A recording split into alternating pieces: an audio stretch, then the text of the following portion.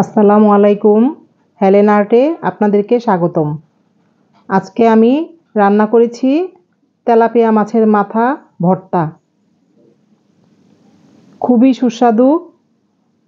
এজন্য আজকে আমি নিয়েছি দুইটা তেলাপিয়া মাছের মাথা ও লেজ। এখন আমি একটু লবণ দিয়ে আর হলুদ দিয়ে মেখে মাছগুলো ভেজে নিব।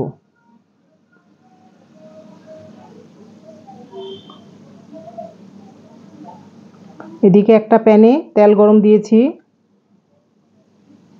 লবণ হলুদ মেখে তেলের মধ্যে দিয়ে দিব।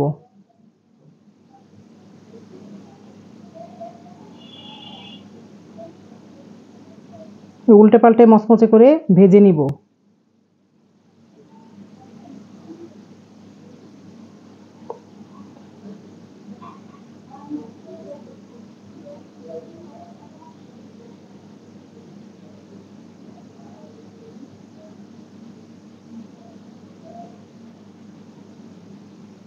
এদিকে একটা প্যানে আমি দিয়ে দিচ্ছি আধা কাপ সরিষার তেল।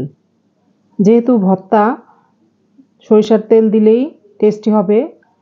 চাইলে সয়াবিন তেল দিয়েও করতে পারেন। তেলটা গরম হওয়া পর্যন্ত অপেক্ষা করছি। আর দিয়ে দিচ্ছি 1 কাপ পেঁয়াজ কুচি। পেঁয়াজটা সামান্য একটু ভেজে এর ভেতর আমি দিয়ে দিচ্ছি 1 চা চামচ রসুন বাটা, 2 টেবিল চামচ মরিচ বাটা। এটা চেষ্টা করবেন বাটা মরিচ দিয়ে করতে। আর দিয়ে দিচ্ছি আধা চামচ হলুদের গুঁড়া, 1 চা চামচ জিরার গুঁড়া।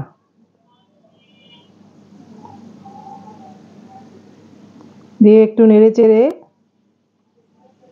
এর ভেতর দিয়ে দিব 1/2 কাপ পানি।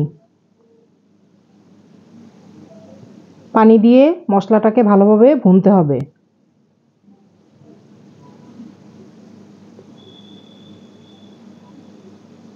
মশলাটা ভুনা হয়ে গেলে ওই ভেজে রাখা মাছগুলো এর ভেতর দিয়ে দিব।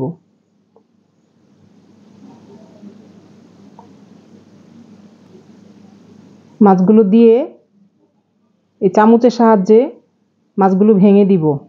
একদম পুরাপুরি ভাঙবো। আগে ভাঙার দরকার নেই, নাড়তে নাড়তে কাঁটাগুলো আলাদা হয়ে যাবে, তখন একটু একটু করে বেছে নিব।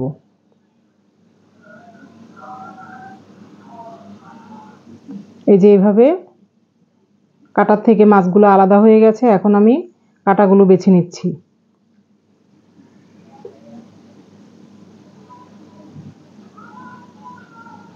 এই যে মাছের মাথা, যেহেতু তেলাপিয়া মাছের মাথা, তেলাপিয়া মাছের মাথার মধ্যে অনেক মাংস থাকে।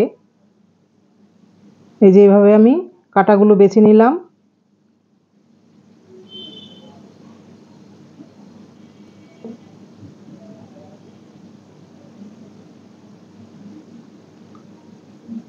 এই যে দেখুন, আমার দুইটা মাথা দুইটা লেজ থেকে এতখানি কাঁটা বের হয়েছে।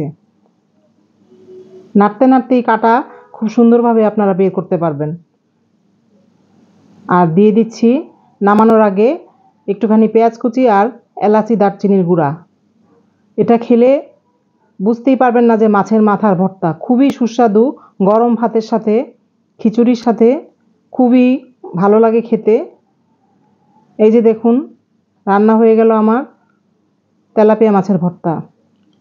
মাছ দিয়েও করা যায়, তবে মাথা তো সাধারণত বাচ্চারা খেতে চায় না। এভাবে করলে বাচ্চারা